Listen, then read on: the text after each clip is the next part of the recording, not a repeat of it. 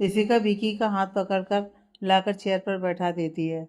विकी मजबूर होकर अपना सिर नीचे किए चेयर पर बैठ जाता है, पर वो कुछ भी खाने की हिम्मत नहीं करता है। उसे पता था कि उसके बॉस की नज़रें अभी भी उस पर ही हैं।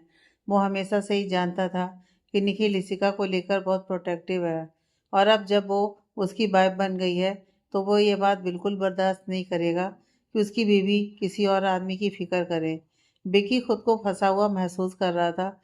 उसने तो एक नज़र ऋषिका की ओर देखा भी नहीं था। वो मन ही मन कहता है, मैम आपको नहीं पता कि आप क्या कर रही हैं। आपको तो कुछ नहीं होगा क्योंकि बॉस आपसे बहुत प्यार करते हैं, पर मेरे साथ बहुत कुछ होने वाला है। काश कि मैं यहाँ आया ही ना होता। विक्की को अब खुद पर ही गुस्सा आ रहा था। क्या तुम यहाँ बैठे बैठे थाली को घूरते रहोगे या कुछ लोगे भी? ऋषिका ने विक्की को कुछ ना लेता देख खुद से ही उसे सर्व करते हुए कहा था। विकी जल्दी से अपने लिए खाना निकालने लगता है। मैम आप रहने दीजिए, मैं खुद निकाल लूँगा। उसकी एक नज़र अपने बॉस पर ही बनी थी। थोड़ी देर बाद इशिका खाने की टेबल पर से उठने लगती है कि तभी उसके कानों में निखिल की ठंडी आवाज़ पड़ती है, बैठी रहो। कहीं ना कहीं उसकी आवाज़ में इशिका को गुस्सा नजर आ रहा था, क्योंकि निखिल की आवाज़ तेज और रूड थी। इशिका उसके ऐसे बोलने से डरकर बैठ जाती है। उसे हैरानी भी होती है कि अचानक से निखिल को क्या हो गया था। अभी तक तो वो बिल्कुल ठीक था और बहुत स्वीट बिहेव कर रहा था। विकी जल्दी से अपनी जगह पर खड़ा होता है। मुझे कुछ ज़रूरी काम है, कहते हुए वो वहाँ से चला जाता है। इशिका निखिल को देखती है। क्या हुआ है आपको? अभी तो आप ठीक थे, अब फिर से अपने पुराने मिस्टर खड़ूस ओबराय वाले बिहेवियर में कैसे आ गए? निखिल अपनी सीट पर से खड़ा होकर उसके पास आता है और उसके ठीक बगल वाली चेयर पर बैठकर इशिका का हाथ पकड़कर उसे अपनी ओर खींच लेता है। निखिल उसे ऐसे खींचता है कि इशिका सीधे उसकी गोद में जा गिरती है। निखिल उसे अपनी गोद में कंफर्टेबल बिठा लेता है। इशिका शॉक्ड रह जाती है। उसे निखिल से ऐसी उम्मीद बिल्कुल नहीं थी। उसकी सांसें एक पल के लिए अटक सी गई थी। वो कुछ कहना चाह रही थी पर कह नहीं पा रही थी। शर्म के मारे उसने अपना चेहरा नीचे कर लिया था। निखिल उसके चेहरे को पकड़कर ऊपर करता है और उसके चेहरे के ठीक सामने अपना चेहरा लाते हुए कहता है, बहुत फिक्र हो रही थी तुम्हें उसकी। इतनी फिक्र तुमने मेरे लिए तो कभी नहीं दिखाया। किसी का शक पकाते हुए कहती है, क्या मतलब? नहीं, मेरा मतलब वो नहीं था। वो एक्चुअली विकी, उसे भी तो भूख लगी होगी। भूखा तो सुबह से मैं भी हूँ। तुम्हें मेरा ख्याल तो एक बार भी नहीं आया। निखिल की आवाज़ अब भी रूड थी। किसी का कुछ कहने को होती है, निखिल उसके होंठों पर अपनी उंगली रख देता है। मुझे ये बात बिल्कुल बर्दाश्त नहीं कि मेरी वाइफ किसी और की इतनी परवाह करे। समझी तुम? इशिका फिर कुछ कहने को होती है। कहा ना चुप। निखिल ने फिर एक बार उसे चुप करा दिया था। इशिका की धड़कनें बहुत तेज चल रही थी। वो निखिल की उंगली पकड़ लेती है जो उसने इशिका के मुंह पर रखी थी। मिस्टर ओबराय, ये आप क्या कर रहे हैं? प्लीज़ मुझे जाने दीजिए। मैंने आपसे, इससे पहले कि वो अपनी बात पूरी करती, निखिल अपने हाथ उसकी कमर पर थोड़ा और मजबूत करके अपने और पास खींचता है। एक तो पहले ही उसकी गोद में बैठे होने के कारण इशिका बहुत बेचैन थी। उसका दिल जोरों से धड़क रहा था। ऊपर से निखिल का उसे और करीब खींचने से इशिका की पूरी बॉडी में एक सिरन सी दौड़ गई थी। ना चाहते हुए भी इशिका की आंखें बंद हो गई थी। निखिल उसके होंठों के एकदम करीब आते हुए कहता है, क्या तुम चाहती हो कि मैं तुम्हारा मुंह किसी और तरीके से बंद करूं? निखिल ने यह सब बहुत ही सेक्सी आवाज में कहा था और इस बीच वो इशिका के होंठों को लगातार घूर भी रहा था। निखिल की आवाज़ सुनकर इशिका जल्दी से अपनी आंखें खोल लेती है, अपनी तेज होती सांसों को कंट्रोल करती है और अपने मुंह पर उंगली रख लेती है। Good girl. निखिल के चेहरे पर एक मुस्कान आ गई थी। वो खाने की प्लेट इशिका के ठीक सामने लाता है। खिलाओ मुझे। इशिका फिर कुछ कहने को होती है। इस बार निखिल लगभग अपने होंठ उसके होंठों से टच करने ही वाला था। इशिका पहले ही चुप हो जाती है और अपने मुंह पर हाथ रख लेती है। खिलाती हूँ की आवाज में कपकपाहट थी। निखिल फिर मुस्कुराने लगता है। इशिका जल्दी से पराठा तोड़कर उसमें थोड़ी सी सब्जी लेती है और निखिल की ओर बढ़ा देती है। निखिल एकटक इशिका को देखते हुए पराठा खा लेता है। इशिका धीरे से कहती है, अब ठीक है? निखिल कहता है, अभी मुझे और भूख लगी है, खिलाती रहो। इसके बाद निखिल पूरा खाना इशिका को अपनी गोद में लिए उसके हाथों से ही खाता है। इशिका मन ही मन कहती है, ओ गॉड, इन्हें अचानक से क्या हो गया है? जब पूरा खाना खत्म हो जाता है तो इशिका कहती है, मिस्टर ओबराय अब तो छोड़िए मुझे। निखिल उसे छोड़ने से पहले उसकी आंखों में आंखें डालकर कहता है, ध्यान रहे तुम मेरी वाइफ हो, किसी दूसरे मर्द के लिए तुम्हें इतनी फिक्र करने की कोई ज़रूरत नहीं है। इतना कहकर निखिल उसे जाने देता है। निखिल से आज़ाद होते ही इशिका जल्दी से ऊपर रूम में चली जाती है। मुझे स्टडी रूम में मिलो। निखिल की एक ठंडी आवाज़ हॉल में गूंजती है। निखिल ऊपर स्टडी रूम में चला जाता है, जो कि उसके रूम के एकदम अपोजिट दूसरी ओर था। विकी वहीं एक पिलर के पीछे छुपकर सब कुछ देख रहा था। निखिल के ऊपर जाते ही वो बाहर आता है। ओ गॉड, क्या बॉस को पता था कि मैं यहीं पर हूँ? बहुत बुरा फंसाया मैम आपने मुझे। वो भी डरते डरते स्टडी रूम की ओर बढ़ जाता है। इशिका जब से डिनर करने के बाद रूम में आई थी, तब से वो बहुत बेचैन लग रही थी। आईने के सामने खड़ी वो शर्म से लाल हुई जा रही थी। क्या सच में मिस्टर ओबराय विक्की से जेलस थे? तो क्या मिस्टर ओबराय भी मेरे लिए, मतलब उन्हें भी मुझसे प्यार? क्या सच में ऐसा हो सकता है? इशिका अपने दोनों हाथों से अपने चेहरे को ढक लेती है और गहरी गहरी सांस लेती है, जैसे खुद को रिलैक्स करने की कोशिश कर रही हो। उसके चेहरे की मुस्कुराहट जाने का नाम ही नहीं ले रही थी। ऐसा लग रहा था जैसे सब कुछ ठीक होने वाला है। वो अपने आप को बेड पर एडजस्ट करती है और फिर बगल की टेबल पर रखे निखिल की फोटो को उठाकर उसे एकटक देखने लगती है। उसके चेहरे पर एक अलग ही सुकून बिखरा हुआ था। आप सच में बहुत अच्छे हैं मिस्टर ओबराय। बस एक बात का दुख है कि आप मुझे बहुत देर से मिले, पर मैं खुश हूँ कि आप मुझे मिल तो गए। बस अब मुझे और कुछ भी नहीं चाहिए। मैं अपनी बाकी की पूरी लाइफ आपके साथ बिताना चाहती हूँ। हम दोनों ने बहुत लड़ लिया, पर अब मैं आपसे बिल्कुल भी लड़ना नहीं चाहती। मैंने सोच लिया है, अब मैं आपको खुद से दूर नहीं जाने दूंगी। कहते हुए इशिका निखिल के फोटो को अपने सीने से लगा लेती है। तो वहीं दूसरी ओर विकी जब स्टडी रूम में जाता है, तो देखता है कि निखिल सोफे पर किसी राजा के जैसे बैठा हुआ था। चेहरा हमेशा की तरह भावहीन था। वो धीरे धीरे डरते डरते उसके सामने जाकर खड़ा हो जाता है। निखिल के कुछ कहने से पहले ही विकी अपनी सफाई देना शुरू कर देता है। बॉस, इसमें मेरी कोई गलती नहीं है। मुझे माफ़ कर दीजिए। आज के बाद कभी भी मैं मैम के आसपास भी नहीं जाऊंगा। I promise. कहते हुए विकी अपना सिर नीचे झुका लेता है। तभी उसके कान में निखिल की आवाज़ पड़ती है। आज के बाद तुम इस विला में नहीं आओगे। क्या? विकी हैरान रह जाता है। सर, आपने ही तो मुझे मैम का बॉडीगार्ड अपॉइंट किया है। अगर मैं यहाँ नहीं आऊँगा तो उन्हें प्रोटेक्ट कैसे करूँगा? निखिल गुस्से से कहता है, मैंने तुम्हें बॉडीगार्ड उसके बाहरी खतरों से प्रोटेक्ट करने के लिए अपॉइंट किया है, अंदर नहीं, समझे? और यहाँ मैं, यानी कि उसका पति, काफ़ी है उसे प्रोटेक्ट करने के लिए। और जब तक वो उसके साथ है, उसे कोई हाथ भी नहीं लगा सकता। समझे तुम? सॉरी बॉस, मैं समझ गया। विकी ने अकलाते हुए कहा था। चलो अब इन्वेस्टिगेशन रिपोर्ट बताओ। निखिल अब मुद्दे पर आ गया था। बॉस, अब तक की हमारी जांच पड़ताल के अकॉर्डिंग यही पता चला है कि घटना होने के कुछ समय पहले के सीसीटीवी फुटेज पूरी तरह से गायब है। मतलब कि ये वो हुडी वाला इंसान जिसे आपने देखा था, उसका सीसीटीवी फुटेज में कोई क्लेरिफिकेशन नहीं हो पाया है। इससे यही पता चलता है कि यह सब वेल प्रूफ प्लान था। निखिल की मुठ्ठियां गुस्से से भीज जाती हैं। आखिर तुम लोग कर क्या रहे हो? कोई इंसान आता है, मेरी बाइक पर हमला करता है, उसे जान से मारने की कोशिश करता है और फिर अचानक से गायब हो जाता है। और इतने समय से इन्वेस्टिगेशन के बावजूद अब तक तुम लोग उसका पता नहीं लगा पाते हो। अगर तुम लोगों से नहीं हो रहा है तो मुझे साफ साफ बता दो। निखिल के गुस्से को देखकर विकी डर जाता है। बॉस, हमारा यकीन कीजिए, हमने अपना पूरा बेस्ट दिया है और हम दे रहे हैं। पर ये जो कोई भी है, बहुत शातिर है। जहाँ भी जाता है मुखौटे में ही जाता है। निखिल एक गहरी सांस लेता है। बिला की सिक्योरिटी की क्या सिचुएशन है? विकी कहता है, बॉस, बिला की सिक्योरिटी पहले से कई गुना बढ़ा दी गई है। बिला के अंदर अब कोई भी अनजान एंटर नहीं कर सकता और जो नौकर पहले से यहाँ मौजूद हैं, वे सभी बहुत पुराने और लॉयल हैं। आपके कहे अकॉर्डिंग अब उन्हें भी इस बिला से बाहर नहीं जाने दिया जाएगा। हाँ ठीक है, मैं देखता हूँ कि मुझे इशिका को ऑफिस जाने से कैसे रोकना है। बेहतर होगा वो कुछ समय के लिए विला में ही रहे। अब हम किसी पर भरोसा नहीं कर सकते। ये दूसरी बार था जब इशिका पर हमला हुआ है। समझ में नहीं आ रहा ऐसा कौन है जिससे इशिका से दुश्मनी है। विकी कहता है, बॉस, कहीं ऐसा तो नहीं कि मैम को मोहरा बनाया जा रहा है? हो सकता है कि वो दुश्मन आपका हो और सिर्फ आपको तकलीफ पहुंचाने के लिए मैम को टारगेट कर रहा हो सकता है। एक काम करो, मेरे जितने भी पुराने दुश्मन हैं उन सब पर नजर रखवाओ। इतना कहकर निखिल कमरे से बाहर चला जाता है। विकी वहीं पड़े लैपटॉप पर कुछ काम करने लगता है। निखिल जब अपने कमरे में आता है तो देखता है कि इशिका सो चुकी है। निखिल उसे अच्छे से कंबल से कवर करता है और फिर खुद भी जाकर सोफे पर लेट जाता है। अगली सुबह इशिका की नींद निखिल से पहले खुलती है। वो जल्दी से बिस्तर पर से उठकर निखिल के पास आती है और उसके पास बैठकर बहुत प्यार से उसको निहारने लगती है, जैसे उसे यह मौका दोबारा नहीं मिलेगा।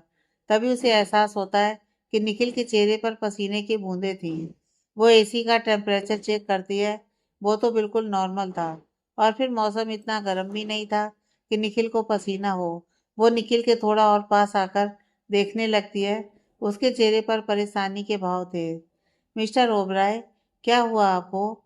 वो धीरे से कहती है। हालांकि वो निखिल को जगाना नहीं चाहती थी, पर उसे निखिल की फिक्र हो रही थी। तभी इशिका के कान में निखिल के बड़बड़ाने की आवाज़ पड़ती है। Mom, mom. निखिल बार बार अपनी मॉम को पुकारे जा रहा था। इशिका धीरे से उसके गाल पर हाथ रखकर उसे थपथपाती है। मिस्टर ओबराय, क्या हुआ आपको? आप ठीक तो हैं? निखिल अचानक से मॉम मॉम कहते कहते इशिका का नाम चिल्लाता है और उठकर बैठ जाता है। उठते ही सीधे उसकी नज़र इशिका पर पड़ती है और वो इतना घबराया हुआ था कि कसकर उसे अपने गले लगा लेता है। इशिका एक पल के लिए कुछ भी रिएक्ट नहीं कर पाती है, पर फिर भी निखिल की बॉडी को कांपता देख वो अपने हाथ उसके इर्द गिर्द लिपेट लेती है और उसे कंफर्ट करने लगती है। मिस्टर ओबराय, आप ठीक तो हैं? निखिल कुछ नहीं बोलता है। उसे इशिका को हक करके एक गर्माहट महसूस हो रही थी। मिस्टर ओबराय, क्या आपने कोई बुरा सपना देखा? निखिल की सांसें तेज चल रही थी। इशिका, तुम ठीक तो हो? थोड़ी देर चुप रहने के बाद निखिल ने धीरे से यह सवाल किया था। हाँ, मैं बिल्कुल ठीक हूँ। क्या हुआ आपको? कोई बुरा सपना था क्या? हाँ, बहुत बुरा सपना था, निखिल ने धीरे से कहा था।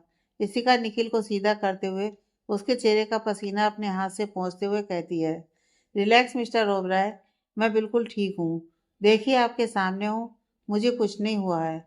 निखिल एकटक उसकी आंखों में देखता है और फिर उसका हाथ अपने दोनों हाथों में लेते हुए कहता है। इशिका, मुझे तुमसे कुछ कहना है।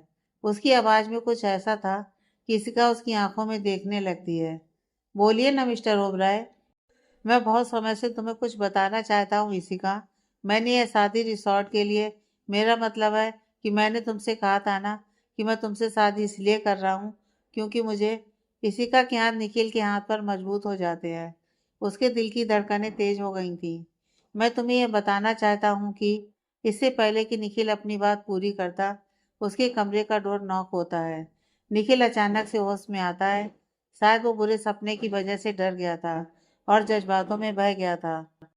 वो जल्दी से इशिका का हाथ छोड़कर सोफे पर से उठ खड़ा होता है और दरवाजे की ओर बढ़ जाता है। इशिका उसे देखती ही रह जाती है।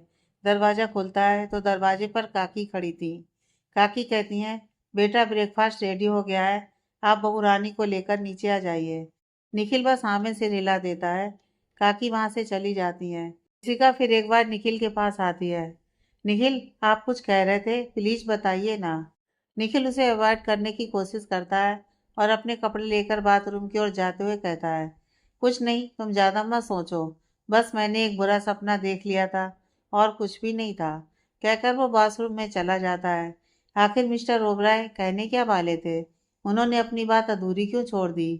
क्या वे ये कहना चाहते थे कि उन्होंने ये शादी रिसॉर्ट के लिए नहीं की? निखिल आज पूरा दिन से ऑफिस नहीं गया था।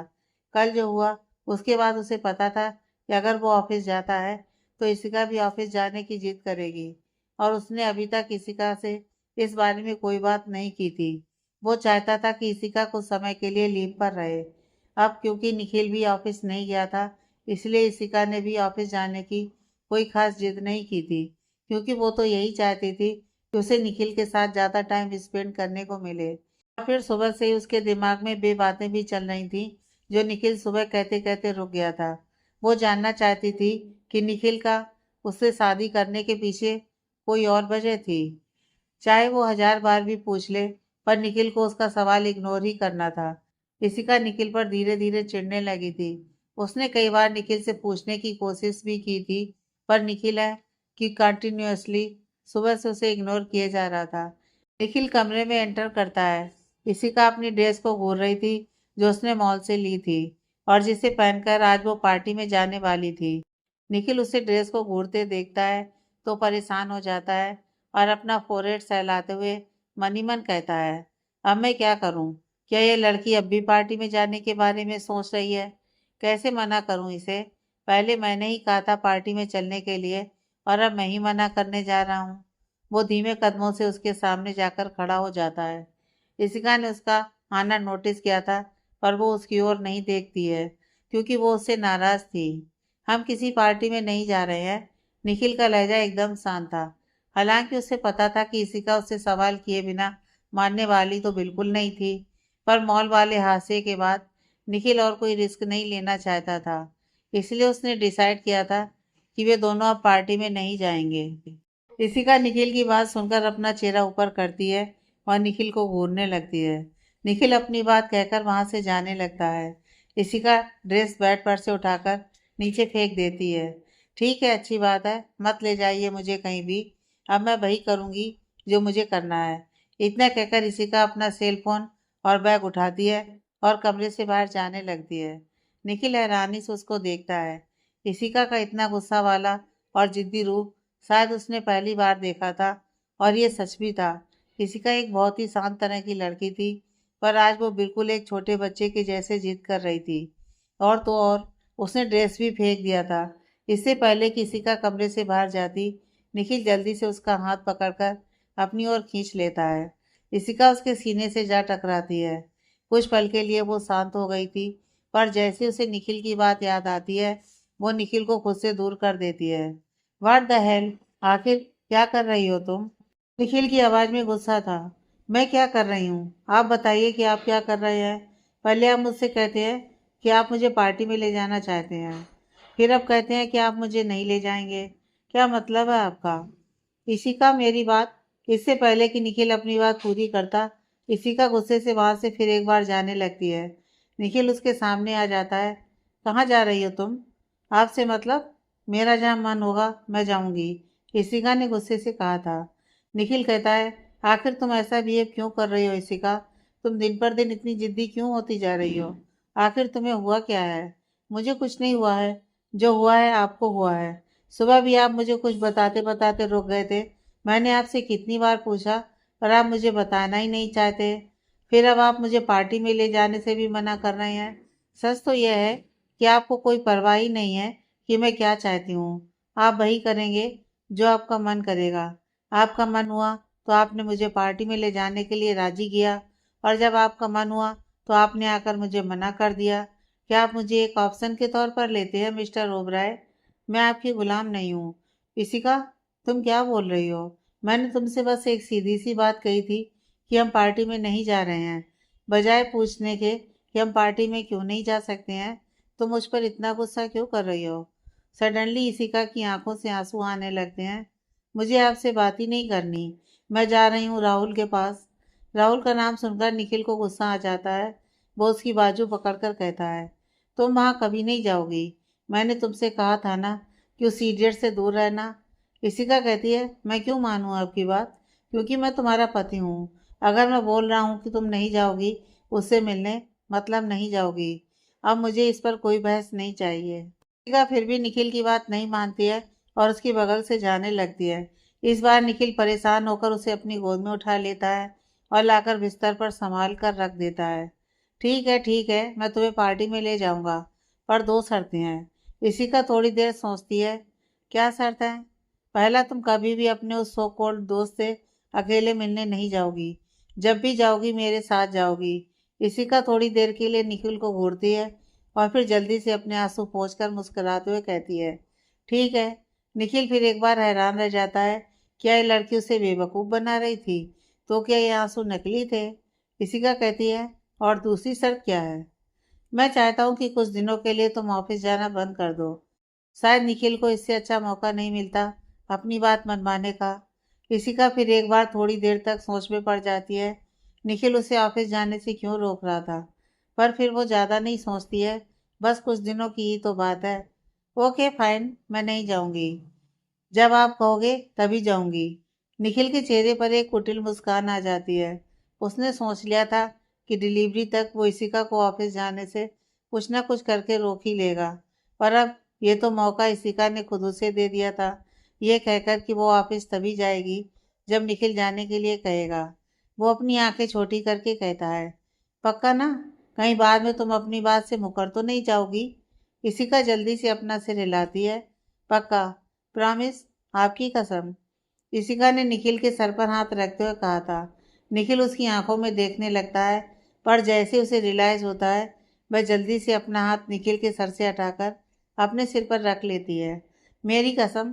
निखिल उसका हाथ उसके सिर से दूर करता है और फिर उसके चेहरे के ठीक सामने अपना चेहरा लाकर कहता है, अपनी बात याद रखना, तुमने मेरी कसम खाई है। इशिका मन ही मन खुद को डांटती है। आखिर मैं मिस्टर ओबराय की कसम कैसे खा सकती हूँ? अब तो मुझे कुछ भी करके अपना प्रॉमिस पूरा करना पड़ेगा। अगर मैंने ऐसा नहीं किया और कहीं मिस्टर ओबराय को कुछ, नहीं नहीं, मैं ऐसा बिल्कुल नहीं होने दूंगी। मेरे होते हुए मैं उन्हें कुछ भी नहीं होने दूंगी। निखिल उसके सामने चुटकी बजाता है। इशिका होश में आती है और हड़बड़ाते हुए कहती है, तो मैं जल्दी से तैयार हो जाती हूँ। इतना कहकर इशिका बेड पर से उठती है और अपनी ड्रेस लेकर बाथरूम की ओर चली जाती है। निखिल बेड पर बैठ जाता है। ओ गॉड, इसने नाटक करना कब से सीख लिया? इशिका ने निखिल की बात सुन ली थी। वो बाथरूम के दरवाजे पर रुक जाती है और फिर पीछे मुड़कर निखिल को घूरती है। क्या कहा आपने? निखिल एक नकली मुस्कुराहट अपने चेहरे पर लाता है। नहीं, कुछ नहीं, तुम जाओ, रेडी हो जाओ। इशिका भागकर उसके पास आती है और उसके चिक्स पर एक छोटा सा किस करके कहती है, मिस्टर ओबराय, आप बहुत अच्छे हैं। हैरानी से उसको जाते हुए देखने के सिवाय और कुछ नहीं कर पाता है। निखिल, तुझे बहुत संभल कर रहना होगा। ऐसा लगता है कि ये लड़की पहले से ही जानती है कि तू इसे रोता हुआ नहीं देख सकता। जब तक किसी का बाथरूम में रेडी हो रही थी, तब तक निखिल दूसरे रूम में रेडी होने चला गया था। थोड़ी देर बाद जब वो रेडी होकर आता है, तो देखता है कि इशिका मिरर के सामने खड़ी मेकअप कर रही थी। जब से उसकी शादी हुई थी, शायद निखिल ने आज पहली बार इशिका को मेकअप करते हुए देखा था। वो जहाँ तक जानता था, इशिका मेकअप इस्तेमाल नहीं करती थी। आज भी उसने बहुत हल्का ही मेकअप किया था, पर वो बहुत खूबसूरत लग रही थी। उस पर हर कलर की ड्रेस सूट करती थी। वो हमेशा की तरह बहुत क्यूट लग रही थी। निखिल की नज़र इशिका के होठों पर जाती है, जिस पर इस समय वो लिपस्टिक अप्लाई कर रही थी। उसको देखकर उसका गला सूखता हुआ महसूस हो रहा था। वो उसे अवॉइड करने की कोशिश करता है। थोड़ी देर बाद इशिका पूरी तरह से रेडी होकर उसके सामने खड़ी थी। चलिए, मैं रेडी हूँ। अब तक निखिल भी रेडी हो चुका था। तुम्हें अपना प्रॉमिस तो याद है ना? निखिल ने फिर एक बार उसे उसका प्रॉमिस याद दिलाया था। इशिका थोड़ी देर तक चुप रहती है, फिर कुछ सोचते हुए कहती है, मिस्टर ओबराय, क्या मैं आपसे कुछ पूछ सकती हूँ? आपको मेरे राहुल से मिलने से क्या परेशानी है? निखिल उसको घूरता है। तुम्हें क्वेश्चन करने की इजाज़त नहीं है। तुमने प्रॉमिस किया है, तुम्हें मेरी बात माननी पड़ेगी। अच्छा ठीक है, नहीं जाऊंगी अकेले। उसके चेहरे पर एक शरारती मुस्कुराहट थी। वैसे मिस्टर ओबराय, कहीं ऐसा तो नहीं कि आप उससे जेलस हैं? निखिल उसका हाथ पकड़कर अपने पास खींचता है। निखिल ओबराय कभी किसी से जेलस नहीं होता। जो उसका है वो उसका है। भले ही हमारी शादी कॉन्ट्रैक्ट के बेस पर हुई है, पर तुम मेरी वाइफ हो, और ये बात अपने दिमाग में अच्छे से बिठा लो। इतना कहकर निखिल उसका हाथ छोड़ देता है। निखिल की बात सुनकर ऋषिका मन ही मन बहुत खुश हो रही थी। थोड़ी देर बाद वे दोनों कार की पिछली सीट पर बैठे थे। ड्राइवर कार ड्राइव कर रहा था। निखिल अपने मोबाइल में कुछ सर्च कर रहा था।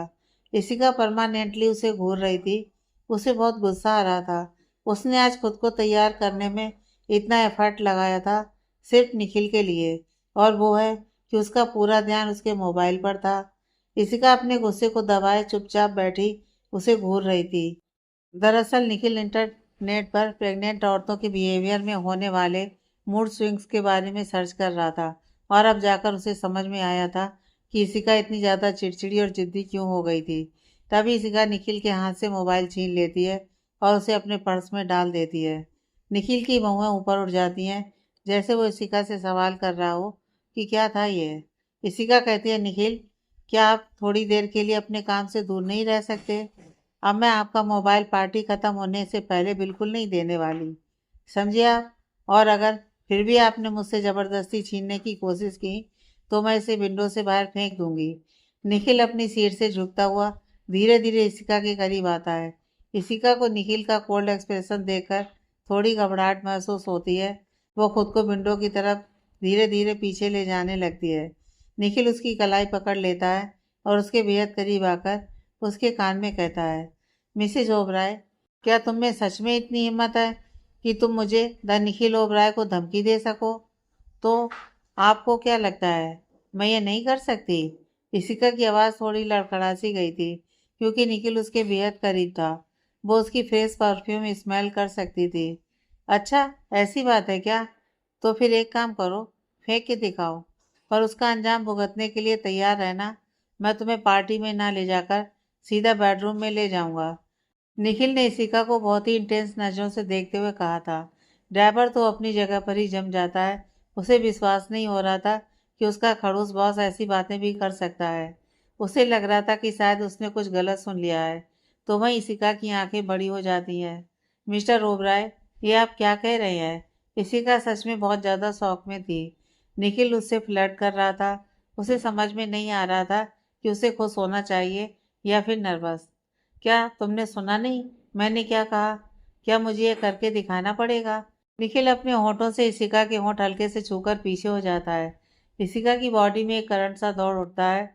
उसकी सांसें जैसे अटक सी गई थी और मुट्ठियां एकदम से भिस सी गई थी। निखिल अभी भी उसे इंटेंस नजरों से देख रहा था। इशिका का चेहरा शर्म से लाल हो गया था। वो खुद को उससे थोड़ा दूर करती है। मिस्टर ओबराय, आप मुझे ऐसे धमका नहीं सकते। मैं आपका मोबाइल वापस नहीं करूंगी। मैं इसे सच में बाहर फेंक दूंगी। इशिका का अभी भी कोई मूड नहीं था उसे उसका सेल फोन लौटाने का।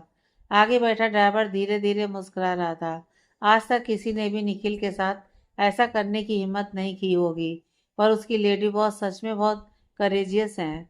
उनमें निखिल की सबसे प्यारी चीज उसका मोबाइल छीनने तक की हिम्मत थी। और तो और वो उन्हें धमकी भी दे रही थी। निखिल मन ही मन कहता है, इससे बहस करने का कोई फायदा नहीं है। बेहतर होगा कि मैं चुपचाप बैठा रहूं। और वो चुपचाप अपने हाथों को अपने चेस्ट से बांधकर बैठ जाता है। इशिका फिर एक बार चिढ़ जाती है। आप कुछ नहीं बोलेंगे? आखिर आप इग्नोर क्यों कर रहे हैं? मैंने आपका सेल फोन छीन लिया और आपने चुपचाप मान लिया।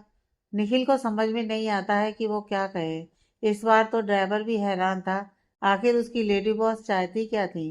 बॉस ने उनकी बात मान ली थी, इस बात से भी उन्हें शिकायत थी। सच में औरतों को समझना नामुमकिन है।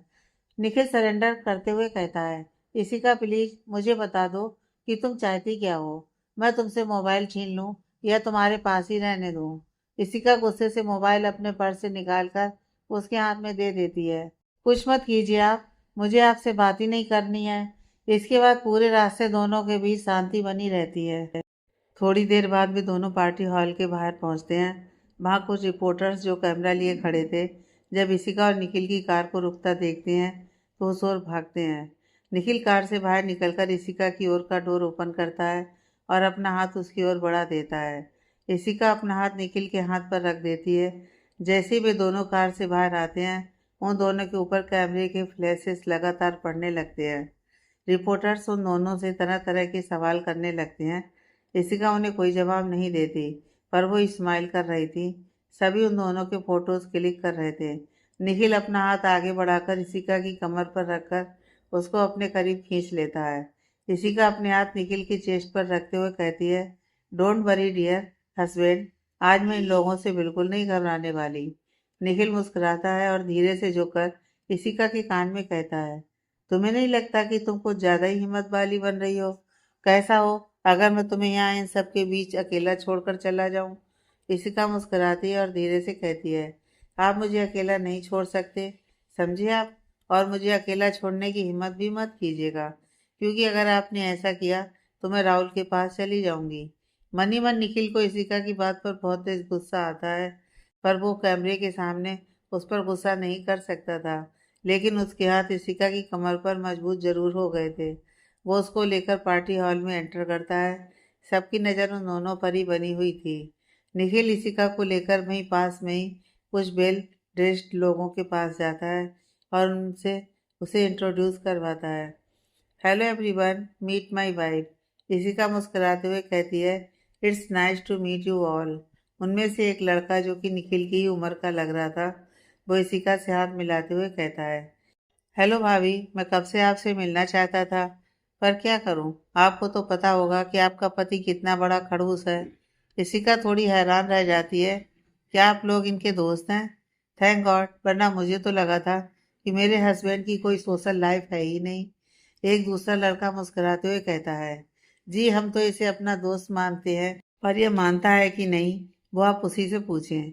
हमेशा हमें इग्नोर करता है, जैसे हमसे कोई मतलब ही ना हो। मुझे मतलब के दोस्त नहीं चाहिए। निखिल की टोन रूड थी। इशिका निखिल को हैरानी से देखती है।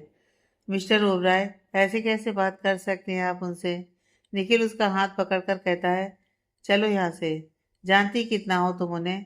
निखिल इशिका को उन सबके पास ज़्यादा देर तक नहीं रोकना चाहता था, क्योंकि ये एक एनिवर्सरी पार्टी थी। कपल अपना केक कट करते हैं और उसके बाद पार्टी स्टार्ट हो जाती है।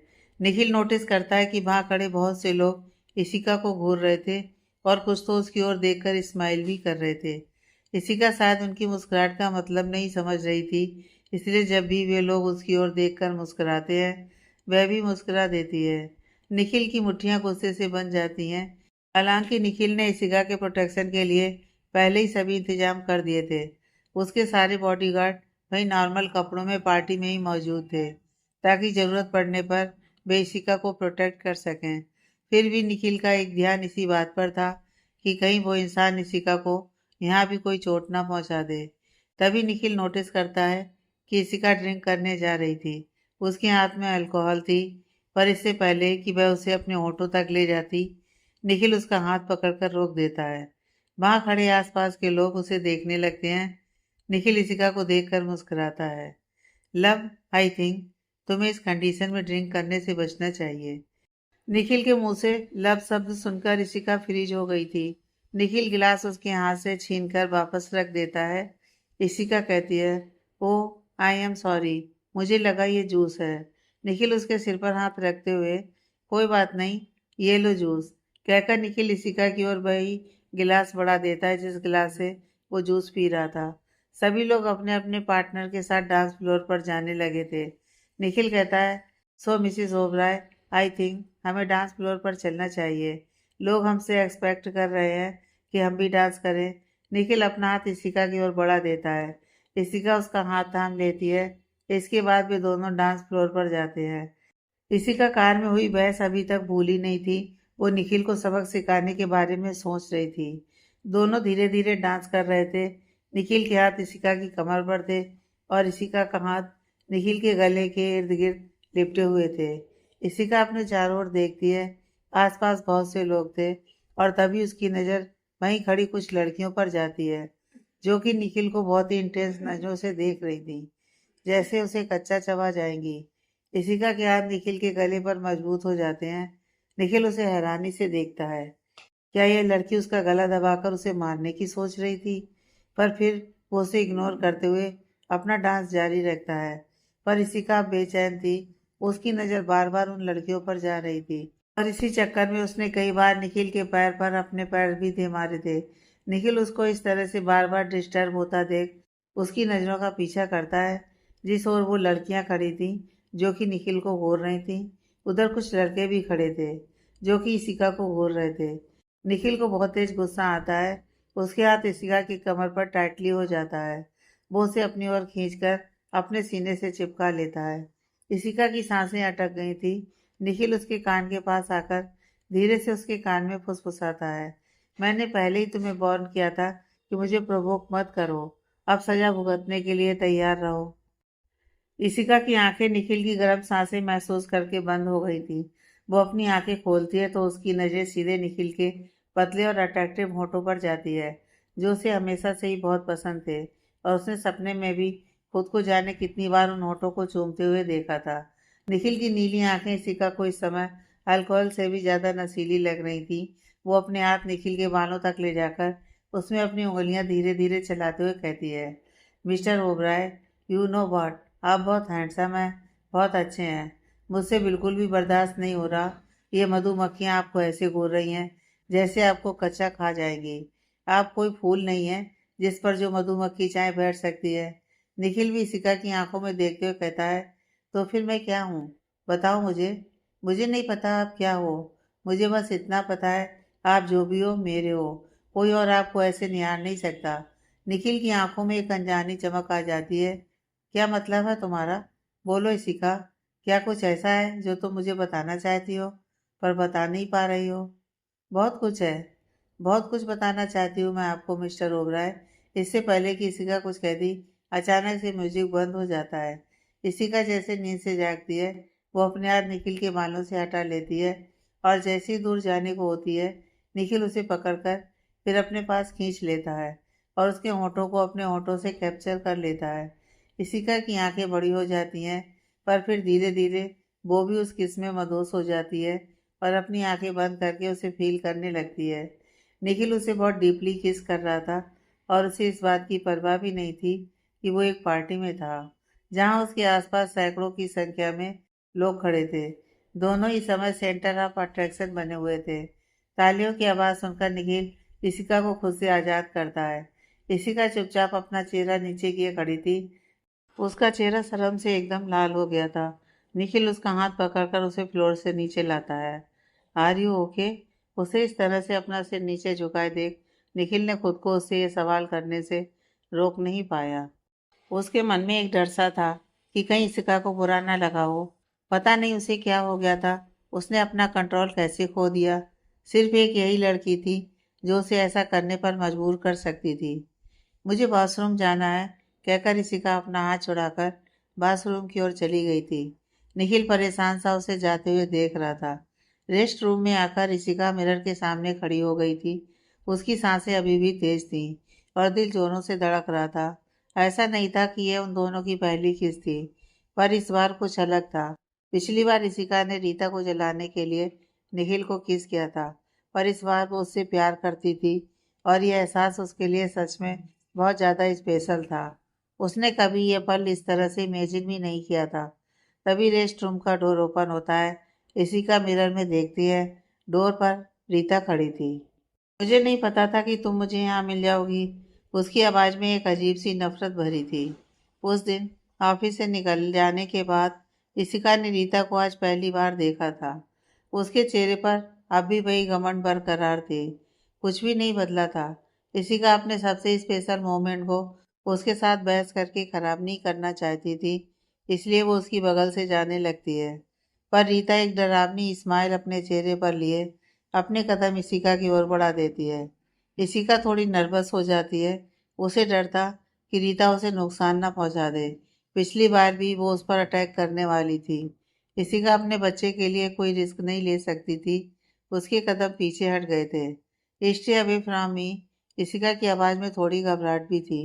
उसको इस तरह से घबराते देख रीता को बहुत मज़ा आता है और उसकी स्माइल और गंदी हो जाती है। क्यों miss Mehra? Oh sorry sorry. Mrs Oberoi को मुझसे डर लग रहा है। इशिका को उसकी बात पर बहुत तेज गुस्सा आता है। वो अपना एक कदम उसकी ओर बढ़ाती है। नो बे, मैं तुमसे बिल्कुल भी नहीं डर रही। बस मैं तुम जैसी बेवकूफ़ लड़की की बातों का हिस्सा बनकर अपना मूड खराब नहीं करना चाहती। और इसके अलावा मैं तुम्हारे मुंह से कोई भी झूठी बकवास नहीं सुनना चाहती जो तुम ये सपने देखती रहती हो मेरे हस्बैंड के साथ अपने बेड शेयरिंग के। वो मुझे नहीं सुनने हैं। तुम सिर्फ सपने देख सकती हो। रीता गुस्से से। यू बीच, मुझे तुम दोनों के उस सो कॉल्ड रोमांटिक स्टोरी पर बिल्कुल भी भरोसा नहीं है। तुम दोनों के दोनों मीडिया वालों से झूठ बोल रहे हो और पूरी दुनिया से भी। सच तो यह है कि तुम दोनों के बीच कोई रिश्ता ही नहीं है और तुम दोनों सिर्फ और सिर्फ नाटक कर रहे हो। मुझे तो इस बात पर भी डाउट है कि ये बच्चा जो तुम अपने पेट में लेकर घूम रही हो और बेशर्मों के जैसे उसे निखिल का बता रही हो, वो निखिल का है भी या नहीं। उसकी यह बात इशिका को सीधा उसके दिल पर जाकर लगती है। उसे एक अजीब सी तकलीफ महसूस होती है। सही ही तो कहा था उसने। चाहे कुछ भी हो जाए, सच्चाई नहीं बदलने वाली थी कि उसका बेबी उस इंसान का नहीं था जिसके साथ वो अपनी ज़िंदगी बिताना चाहती थी। पर अब उससे कोई फर्क नहीं पड़ता क्योंकि निखिल ने उस बच्चे को पूरे दिल से एक्सेप्ट कर लिया था। इसलिए अब वो बच्चा निखिल का ही था और उस पर निखिल और इशिका के सिवाय और किसी का हक नहीं था। इशिका फिर एक बार वहां से जाने की कोशिश करती है, पर रीता एक बार फिर उसका रास्ता ब्लॉक कर देती है। तुम चाहे जितनी भी कोशिश कर लो निखिल की लाइफ में खुद को फिट करने की, पर तुम उसके साथ कभी फिट नहीं हो सकती। जानती हो क्यों? क्योंकि तुम्हारे और उसके बीच जमीन आसमान का फर्क है। तुम उसके लायक नहीं हो। तुम उसे कभी भी कुछ भी नहीं दे सकती, सिवाय तकलीफ के। इशिका की मुट्ठियां गुस्से से भिज गई थी। उसे नहीं पता था कि उसे इतना गुस्सा क्यों आ रहा है, पर उसका मन कर रहा था कि वो रीता का मुंह तोड़ दे। अपनी बकवास बंद करो। मैं कैसी हूँ यह मुझे तुमसे जानने की जरूरत नहीं है। रीता फिर एक बार गंदी मुस्कुराहट देती है। यू नो वॉट, तुम दोनों को देखकर कुछ भी फील नहीं होता, जैसे तुम दोनों के बीच कोई अफेक्शन दिखाई ही नहीं देता। रीता जितना हो सके उतना घटिया बातें कर रही थी इशिका के सामने। इशिका को पता था कि रीता वो सब जलन और नफरत में आकर बोल रही थी। यह हो सकता है कि तुम दोनों के बीच लस्ट हो और तुम दोनों एक दूसरे के साथ सोते भी हो, पर तुम दोनों को देखकर कहीं से भी ये नहीं लगता कि तुम दोनों में प्यार हो। मुझे लगता है कि उसने तुमसे शादी सिर्फ इस बच्चे के लिए की है। बच्चा मिलने के बाद वो तुम्हें एक दूध में पड़ी मक्खी के जैसे निकाल कर बाहर फेंक देगा। इशिका गुस्से से कहती है, मुझे तुम्हारी कोई बकवास नहीं सुननी। मुझे पता है Nikhil want this baby. Rita कहती है, and you don't want, right? चलो एक काम करते हैं, हम किसी अच्छे से डॉक्टर से कंसल्ट करते हैं और तुम्हारा अबॉर्शन करवा देते हैं। तुम्हें बेकार के इस बर्डन से छुटकारा मिल जाएगा, क्योंकि तुम देखने में भी खूबसूरत हो, तुम्हारी बॉडी भी अच्छी खासी है। उसके बाद तुम किसी भी हाई फाई निखिल से भी ज़्यादा अमीर लड़के को फंसा सकती हो। इसी का गुस्से से रीता को एक थप्पड़ दे मारती है और अपनी उंगली दिखाते हुए कहती है, don't you dare miss Rita. अगर तुम्हें कोई मिसअंडरस्टैंडिंग हो रही है तो let me clear, you know, मैं मिस्टर ओबराय से बहुत प्यार करती हूँ और इस जन्म में मैं उन्हें छोड़ दूंगी। इसका ख्याल तुम अपने दिलो दिमाग से निकाल ही दो, क्योंकि अब ये इसी का मेहरा निखिल ओबराय की ज़िंदगी में परमानेंट अपना रजिस्ट्रेशन करा चुकी है और अब वो उसकी लाइफ से किसी भी कीमत पर कहीं नहीं जाने वाली। और ये जो तुम्हारा सपना है ना, मिसेज निखिल ओबराय बनने का, अपनी आंखें खोलो और देखो कि वो सपना टूट चुका है। जिस इंसान को लेकर तुम ऑब्सेस्ड हो, वो इंसान अब मेरा हस्बैंड है और आने वाले हर जन्म में वो मेरा ही हस्बैंड होगा। इससे पहले कि रीता कुछ रिएक्ट करती, उसके गाल पर एक दूसरा थप्पड़ पड़ता है, जो कि शिखा ने ही मारा था। और ये दूसरा थप्पड़ इसलिए क्योंकि तुमने मेरे बच्चे को चोट पहुंचाने के बारे में सोचा। मैंने अब तक तुम्हारी बहुत बकवास सुन ली है। मुझसे और मेरे हस्बैंड से दूर रहो, इसी में तुम्हारी भलाई है, कहकर इशिका बाथरूम से बाहर निकल जाती है। उसे नहीं पता था कि उसके पास आज इतना ज़्यादा हिम्मत कहाँ से आ गया था। शायद ये हिम्मत उसे निखिल के प्यार से ही मिला था। वह किसी भी कीमत पर निखिल को खोना नहीं चाहती थी। रीता की बातों ने उसे इतना ज़्यादा इंसिक्योर कर दिया था कि वो सीधा निखिल के पास जाना चाहती थी। वो बस एक बार उसे गले लगाकर खुद को रिलैक्स करना चाहती थी, क्योंकि जो सुकून उसे निखिल की बाहों में मिलता था वो और कहीं नहीं मिलता था। इधर वॉशरूम में मिरर के सामने खड़ी रीता पागलों के जैसे हंसने लगी थी। उसे देखकर कोई नहीं कह सकता था कि अभी उसे थप्पड़ पड़ा हो। इशिका, इशिका, इशिका, तुम्हें लग रहा होगा तुम जीत गई, पर मेरा यकीन करो, तुम हारने वाली हो, बहुत बुरे तरीके से।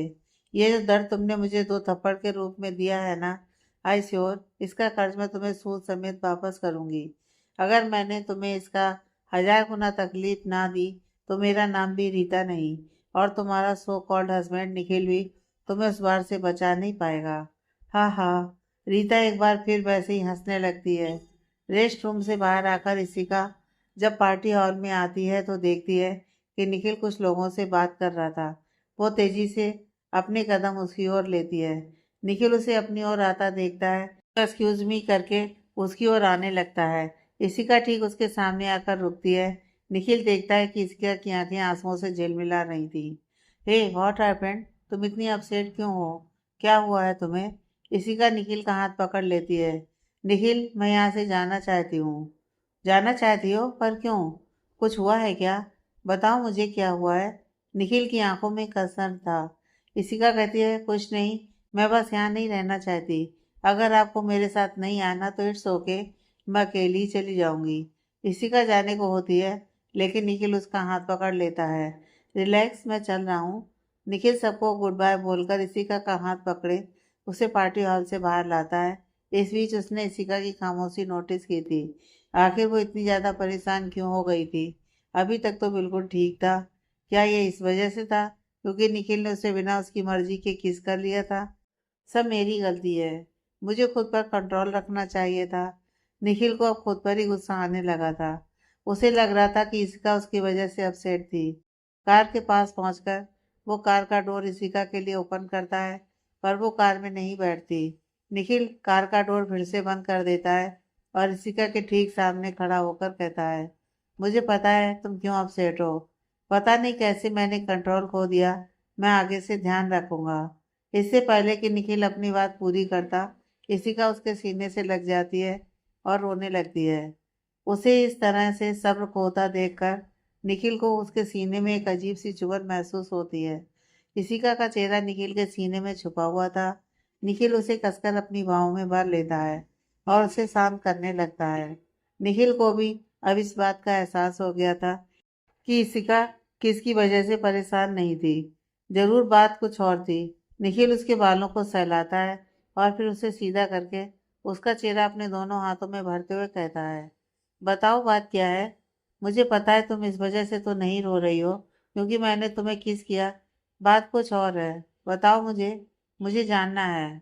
कुछ नहीं मिस्टर ओबराय। मैं इशिका ने बात बदलना चाहा था। निखिल उसके गाल से आंसुओं को साफ करता है। मुझे सच जानना है। बोलो, मैं सच जानना चाहता हूँ। क्या किसी ने तुम्हें परेशान किया है। इशिका कहती है, नो मिस्टर ओबराय, मुझे डैड से मिलने जाना है। मुझे उनकी बहुत याद आ रही है। बस इसलिए रोना आ गया। इशिका ने निखिल के सवालों से बचने की कोशिश की थी। वो निखिल को अपनी और रीता के बीच हुई बहस के बारे में कुछ भी नहीं बताना चाहती थी। निखिल को पता था कि इशिका झूठ बोल रही है, पर वो उसे फोर्स नहीं कर सकता था। वो पहले ही बहुत परेशान लग रही थी। अच्छा ठीक है, डैड से मिलना है। मैं तुम्हें ले चलता हूँ। निखिल उसी समय इशिका को लेकर मेरा मेंशन चला जाता है। अपने डैड से मिलने के बाद इशिका पहले से अब ठीक लग रही थी और थोड़ी देर के लिए वो अपने कमरे में रेस्ट करने के लिए चली गई थी।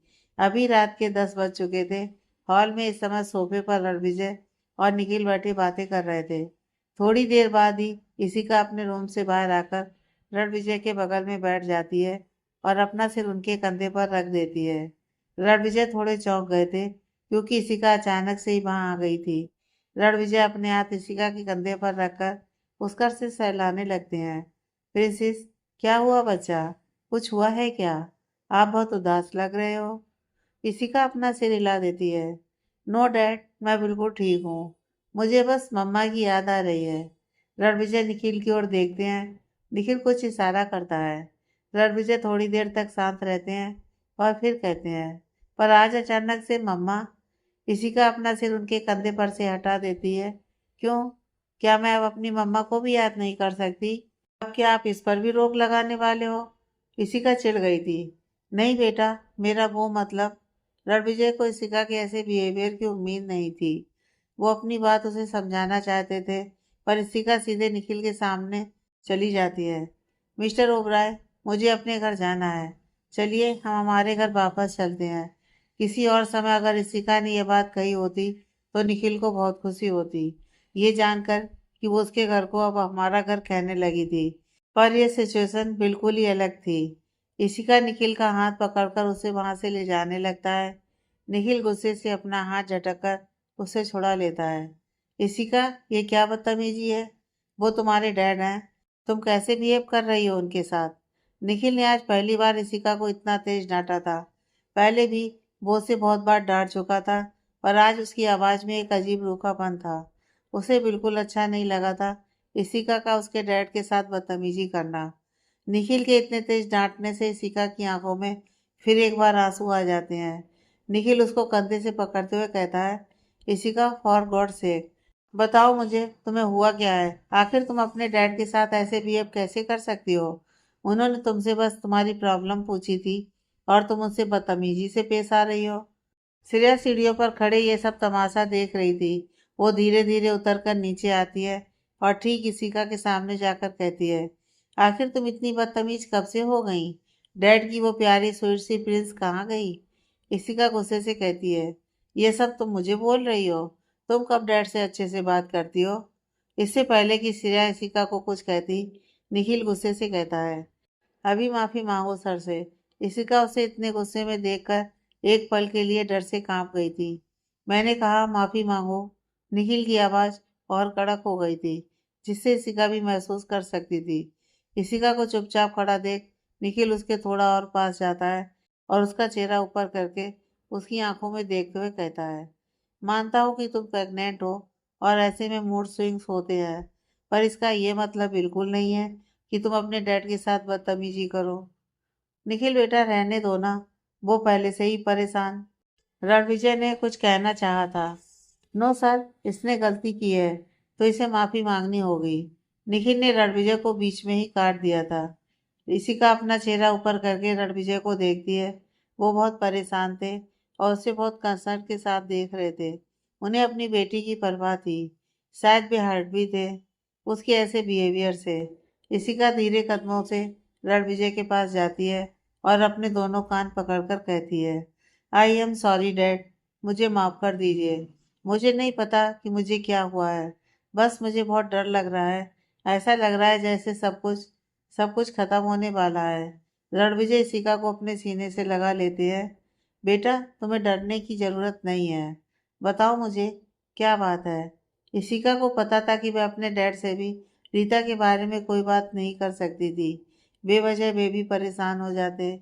इसलिए वह बात को टालने के मकसद से कहती है, मुझे माँ की याद आ रही है। वो हमें इतनी जल्दी छोड़कर क्यों चली गई?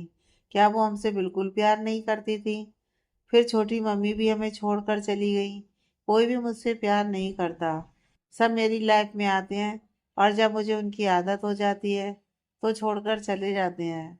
रणविजय उसके बालों को सहलाते हुए कहते हैं, नहीं बेटा, ऐसा नहीं बोलते। वे दोनों ही तुमसे बहुत प्यार करती थी। इस दुनिया में सबसे ज्यादा प्यार वो दोनों तुमसे ही करती थी। पर किस्मत के आगे कहाँ कोई जीत पाता है।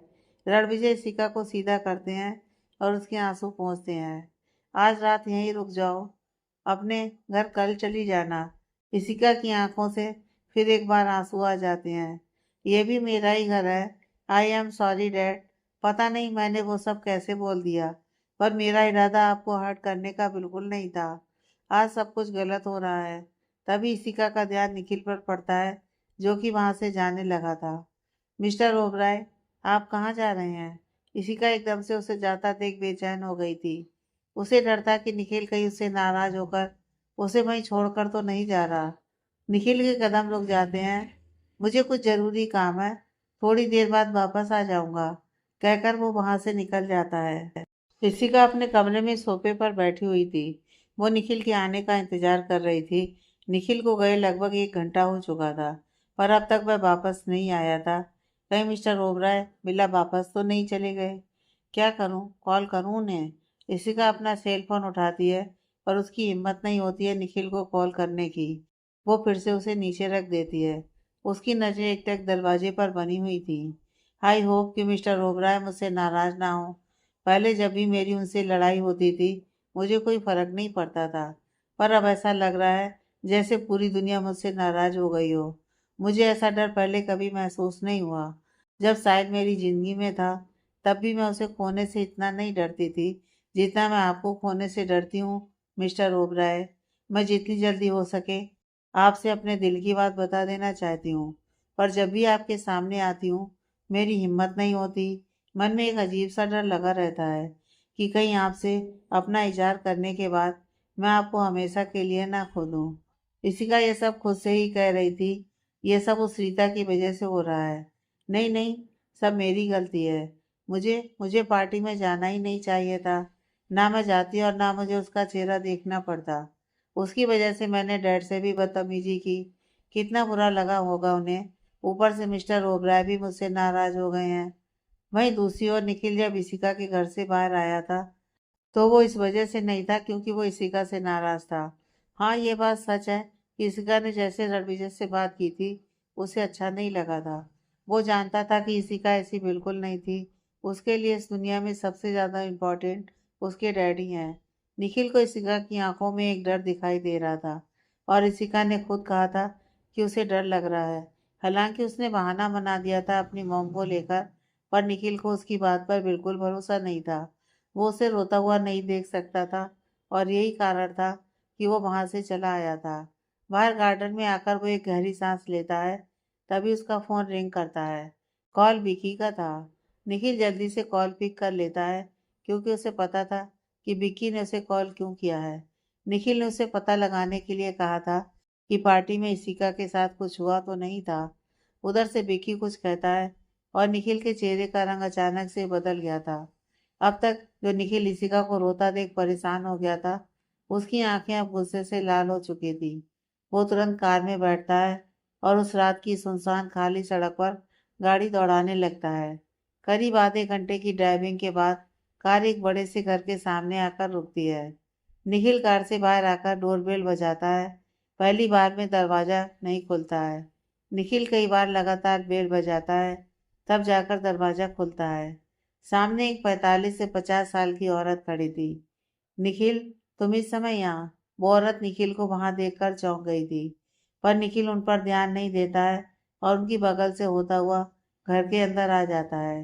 रीता, रीता बाहर निकलो। निखिल की आवाज तेज थी और उसमें गुस्सा भी था। वो औरत कोई और नहीं, रीता की माँ थी। वो निखिल को रीता को गुस्से से पुकारता देख परेशान हो जाती हैं। क्या हुआ निखिल, कोई प्रॉब्लम है क्या? रीता से कोई गलती हुई है क्या? निखिल कहता है कि आप अपनी बेटी से पूछिए, बुलाइए उसे, कहाँ है वो? तभी सीढ़ियों से उतरते हुए रीता निखिल को देखती है।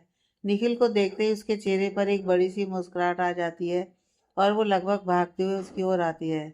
निखिल, तुम यहाँ? मुझे पता था तुम एक न एक दिन मेरे पास जरूर आओगे। कहते हुए वो निखिल को हक करने जाती है, पर निखिल सामने से हट जाता है। रीता गिरते गिरते बचती है। निखिल, ये तुम? रीता गुस्से से कुछ कहने वाली थी, पर फिर खुद को शांत कर लेती है। कोई बात नहीं, तुम चलो, आओ ना, बैठो, कितने दिन बाद हम मिले हैं ना। मैं यहाँ बैठने नहीं आया हूँ, आखिरी बार तुम्हें समझाने आया हूँ। अपनी हद में रहो, क्योंकि अगली बार मैं तुम्हें माफ नहीं करूँगा। तुम्हारी हिम्मत कैसे हुई मेरी वाइफ को बुली करने की? आखिर तुमने उससे कहा क्या है?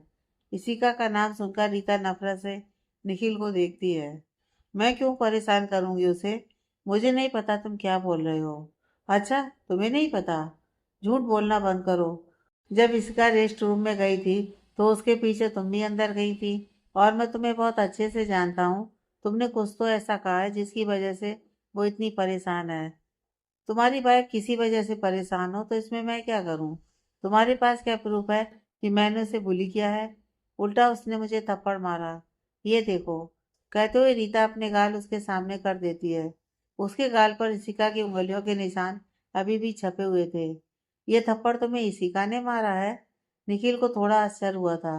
विश्वास करना थोड़ा मुश्किल है, ये तुम्हारी वाइफ का ही काम है। उसने मुझे एक नहीं दो दो थप्पड़ मारे हैं। वो पागल हो गई है। रीता निखिल की नजरों में इशिका को नीचे गिराना चाहती थी। निखिल गुस्से से कहता है, इनफ, मेरे सामने मेरी वाइफ के बारे में कोई भी बकवास करने की हिम्मत भी मत करना।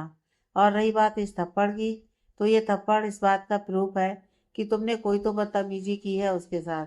इसे मेरा आखिरी वार्निंग समझना, क्योंकि अगली बार मैं तुम्हें कोई वार्निंग नहीं दूंगा। मुझे सिर्फ 2 मिनट लगेंगे तुम्हें मिट्टी में मिलाने में। निखिल ओबराय चीज क्या है ये तुम जानती नहीं हो। और एक बात, मैं इशिका से बहुत प्यार करता हूँ, और अगर मुझे तुम कभी उसके आसपास दिखाई भी दी तो तुम इस देश में रहने के लायक नहीं बचोगी। मेरी वाइफ से दूर रहो। एक तो तुम्हारी बीवी ने मुझे थप्पड़ मारा, ऊपर से तुम उससे नाराज होने की जगह मुझे ब्लेम कर रहे हो। निखिल जाते जाते रुक जाता है और एक आखिरी बार रीता को घूरते हुए कहता है, मुझे खुशी है कि इशिका ने तुम्हें तुम्हारे किए की सजा इस थप्पड़ के रूप में पहले ही दे दी है, क्योंकि अगर वो ऐसा नहीं करती तो जरूर मुझे उस पर गुस्सा आता। I proud of her. आगे की कहानी नेक्स्ट पार्ट में।